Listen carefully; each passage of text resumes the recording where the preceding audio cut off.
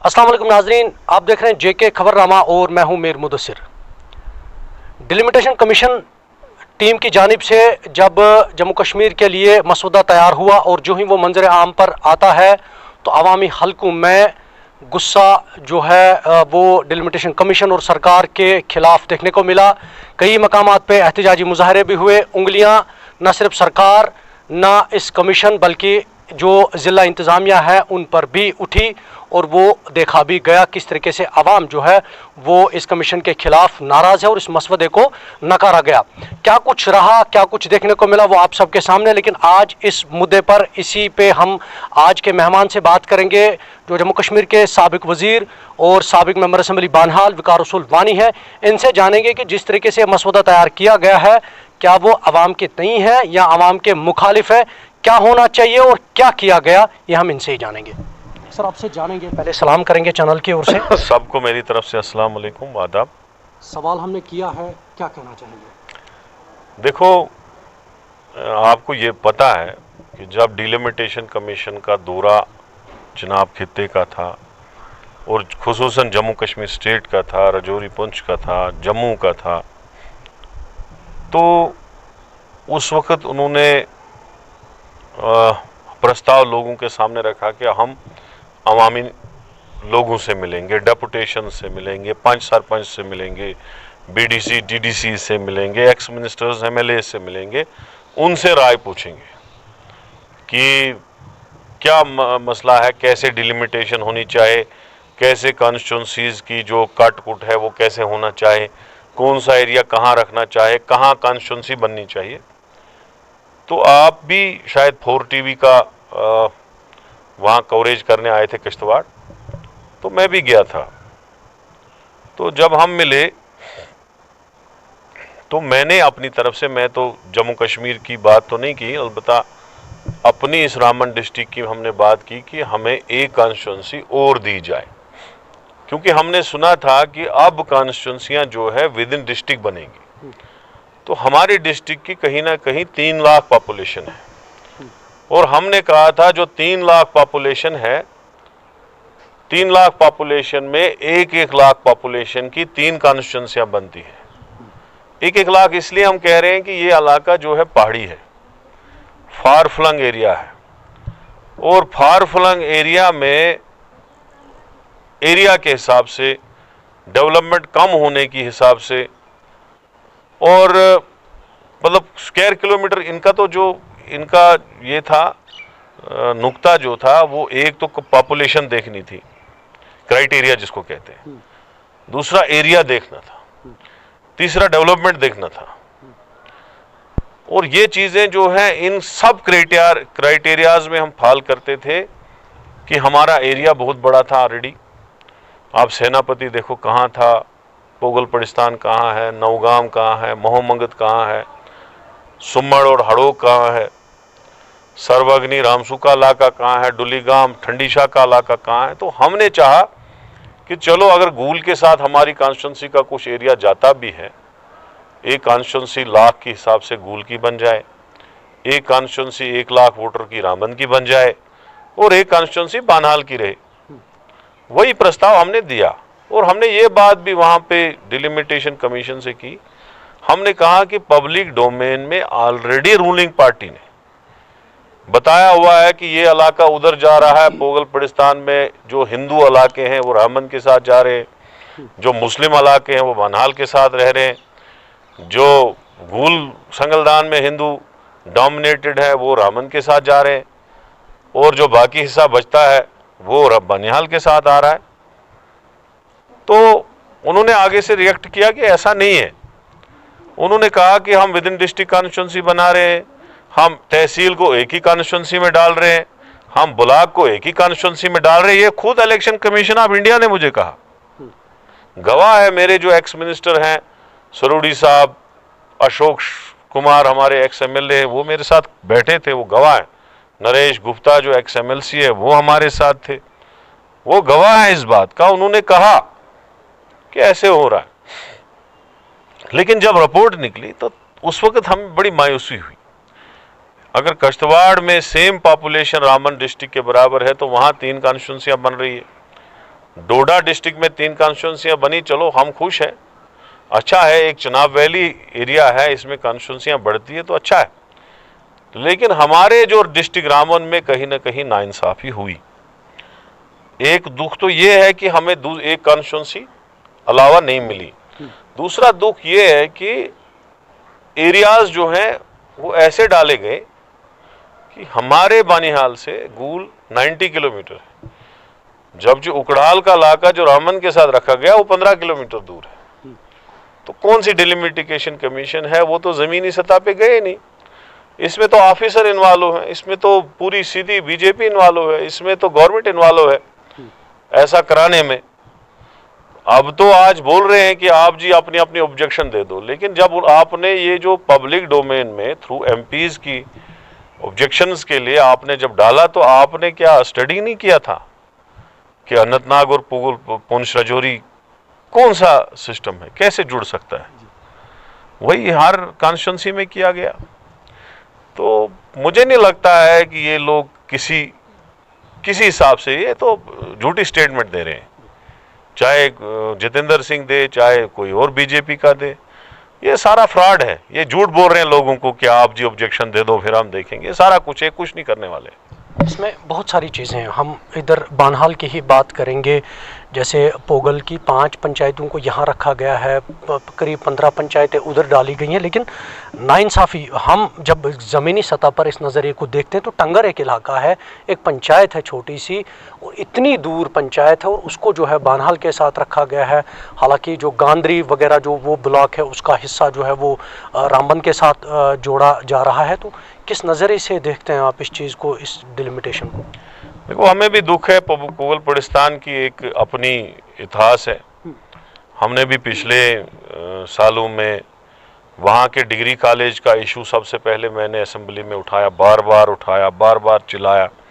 वहाँ degree college भी मिला, वहाँ हमने तहसील भी बनाई, वहाँ हमने ब्लॉक भी बनाया, वहाँ हमने ग्रिड स्टेशन भी बनाया, वहाँ सेनापति में हायर सेकेंडरी भी दी जो अब रामबन के हिस्से में जा रहा है, नयाबत भी दी वहाँ पे। तो एक मतलब मोहब्बत था उस इलाके से हमें, और नज़दीक था, टोपोग्राफी के हिसाब से बानिहाल के साथ ही जचता था वो। लेकिन हमें दुख है कि उस इलाके को रामबन के साथ रखा गया है, और पोगल पड़िस्तान को साथ में रखना ज़रूरी था क्योंकि उसकी एक हिस्ट्री थी। अब पोगल के 4-5 पंचायतें यहाँ डाल दी और बाकी इलाका रामबन में डाला, बड़ा दुख है। टंगर का इलाका जो रामबन में पड़ता था और बहुत दूर है, मैंने तो देखा ही नहीं वो गांव है कहाँ, लेकिन सुना है कहीं उस साइड है, तो वो भी जुल्म है। दुख तो है इन चीज़ों का कि जो होना चाहे था वो नहीं हुआ, अनएक्सपेक्टेड चीज़ें हुई। मतलब उन्होंने खाली सियासत देखी, लोगों का नहीं सोचा। उन्होंने अपनी सियासत देखी कि हमारी सीटें कैसे निकले। ये रोज़ रोज़ नहीं होता है, अभी हिस्ट्री है, 70 साल हिंदुस्तान को आज़ाद हुए, 72-75 साल हो गए, अभी आगे और चलना है। आज इनकी हुकूमत है, कल हमारी होगी। हमने तो 70 साल में ये ऐसा किया नहीं, लेकिन इन्होंने जो बोया वो ये काटेंगे आगे भी। जब हमारी होगी तब हम भी देखेंगे इनकी हालत क्या होगी। सियासी नुक्ते नज़र से अगर हम देखेंगे, मतलब आप भी सियासतदान हैं, आपकी पार्टी है, कांग्रेस पार्टी है, यहाँ आपके जो हरीफ हैं जैसे भारतीय जनता पार्टी इस वक्त रूलिंग पार्टी है, तो क्या आप मानते हैं कि इस वक्त जो इंतखाबात हो रहे हैं बाहर 5 मकामात पे, 5 रियासतों में इलेक्शन होने जा रहे हैं, तो पहले ये सुना करते थे डेवलपमेंट पे बात होती थी, सड़कों पे बात होती थी, कंस्ट्रक्शन पे बात होती थी, लेकिन आज वो चीज़ें देखने को नहीं मिल रही है। कहाँ की तरफ ये मुल्क जा रहा है, कहाँ की तरफ इसको ये सियासत ले जा रही है, मजहब की बुनियाद पर जो है आज बांटा जा रहा है। क्या कहना चाहेंगे आप, किस तरीके से मुल्क आगे बढ़ रहा है? देखो, पोलराइजेशन करके वोट लेना बहुत आसान काम होता है। अगर यहाँ पे भी अभी पोलराइजेशन का नारा लगेगा, हिंदू मुसलमान का नारा लगेगा, हमने कितनी भी डेवलपमेंट की हो वो सारी फीकी पड़ जाती है उसके सामने। और वो टैक्ट जो है हमारी रूलिंग पार्टी ने आजमा लिया है। आज की डेट में इस वक्त भी कभी हिजाब का इशू उठ रहा है, कभी शाहरुख खान का इशू उठ रहा है, कभी धर्म संसद बुलाई गई हरिद्वार में और मुसलमानों के खिलाफ जहर उबला गया। हमारी जो महात्मा गांधी जी हैं, फादर ऑफ नेशन, उसके खिलाफ बोला गया और जिसने उसको कत्ल किया उसके हक में बोला गया। तो तो ये चीज़ें सारी इलेक्शन में होती है और इलेक्शन की तैयारी इन लोगों की ये कर रहे हैं, लेकिन अब लोग समझ गए हैं। 11 तारीख को लोगों को खुद पता चलेगा क्या डेवलपमेंट पे वोट मिला या पोलराइजेशन और हिंदू मुसलमान पे वोट मिला। वो तो सीधे, क्योंकि हमारी स्टेट तो नहीं है, उत्तर प्रदेश है, उत्तराखंड है। मैं उत्तराखंड का इंचार्ज भी रहा हूँ as Youth Congress all India general secretary. Punjab का है, पंजाब में भी इंचार्ज रहा हूँ।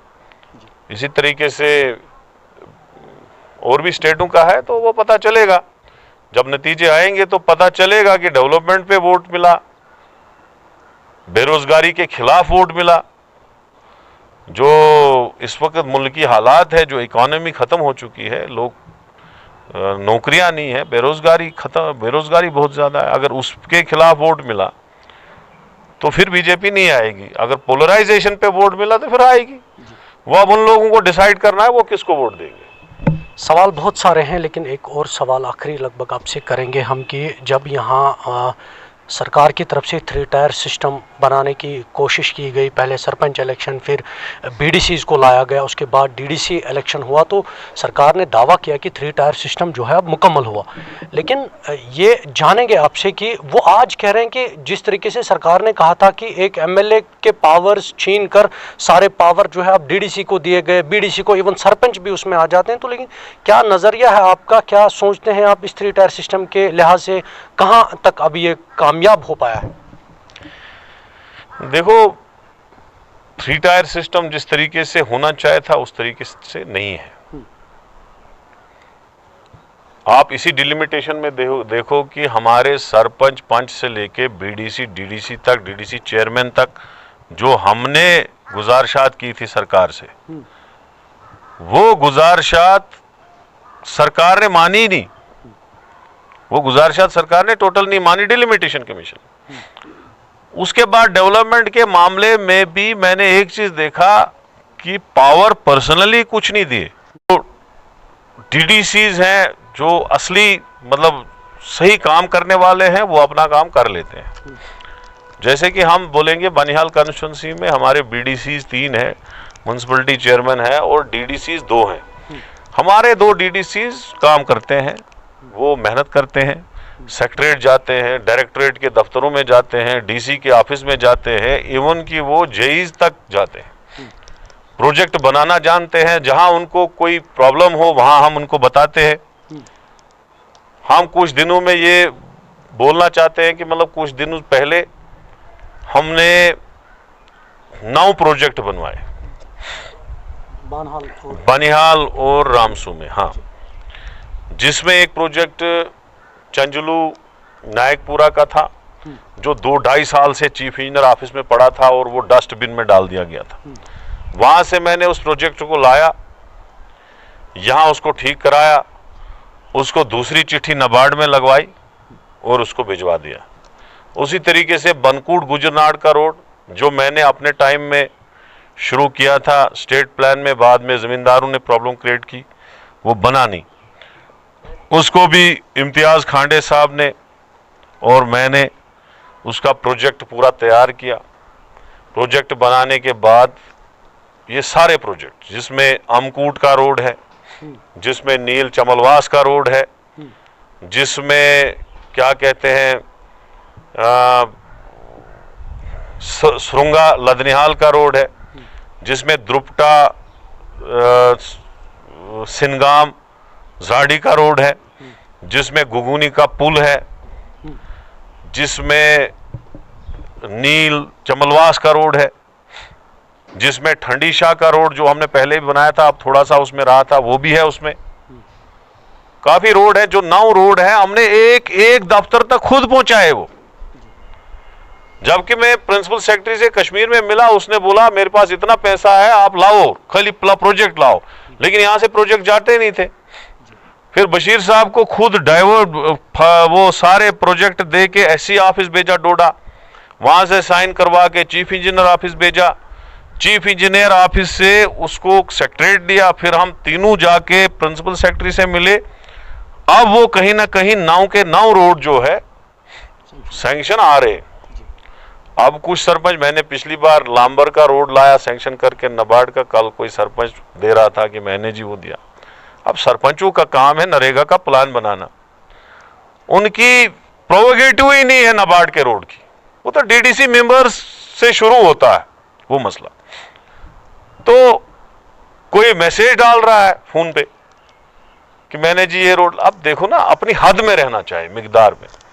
तो अब ये सारे रोड जो हैं इंशाअल्लाह रहमान हमारे डीडीसीज जो है उनके इनाग्रेशन करेंगे। खुसूसन जो चंजलू नायकपुरा का रोड था वो रुका पड़ा था, वो हमारी मेहनत से अब इंशाल्लाह आने वाला है, उसमें भी काम शुरू हो जाएगा।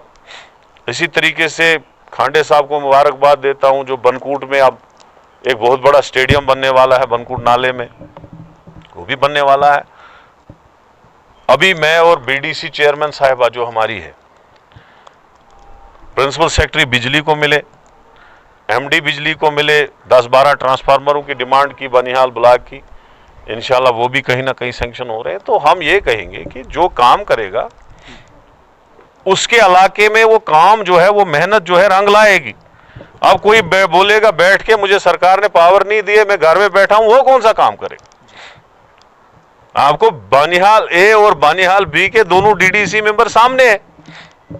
एक ने तो बहुत बड़े बड़े वादे किए थे लोगों को कि हम 50-50 लाख नगद दे, 5-5 लाख तो पंचायतों में उसने कहा था मैं नगद दे दूंगी, और हर पंचायत में 100 लोग टंडल जवाहर टनल में लगाऊंगी, ये भी बोला था उसने। और हर सड़क, हर पुल, हर वो मतलब डेवलपमेंट का इतना तूफान, इतना ठग किया लोगों को, आज कहीं नहीं है। मैंने तो 1.5 साल से देखा ही नहीं। वो तो लोग रो रहे हैं बेचारे, दरिशपुरे से बराबर नवगाम तक, और नवगाम से लेके चंजलू और ये करावत तक सारे रो रहे हैं। अब परसों बड़ा ट्रांसफार्मर का इशू था, मैंने लाया लगवाया। लामर का रोड था, हमने लाया लगवाया। तो ये काम पे डिपेंड है। अगर इम्तियाज अहमद खांडे काम कर रहा है तो लोग बोल भी रहे हैं कि ट्रांसफार्मर लग रहे हैं, सड़कें बन रहे हैं, स्टेडियम बन रहा है, हर एक सड़क आ रही है, तो लोगों के साथ जुड़ा है। लेकिन जब हम बानहाल एक ही तरफ जाएंगे वहां अंधेरा है, वहां कोई देखने वाला नहीं है, तभी लोग हमारे पास आते हैं और हम मेहनत करके उनके मसले हल करते हैं। तो कुछ और चलिए, बहुत बहुत शुक्रिया हमारे साथ बात करने के लिए आज इन कुछ मुद्दों पर। उम्मीद ये करेंगे कि जल्द जो है यहाँ जम्मू कश्मीर के अंदर हालात ठीक हो जाए और सरकार की तरफ से यहाँ इंतखाबात कराए जाए, क्योंकि आम लोगों की नज़रें जो है यहाँ की सिविल सरकार पर है, यहाँ की अवामी सरकार पर है, ताकि लोगों के मसाइल जो है जो रुके पड़े हैं वो भी उनका भी अजाला हो।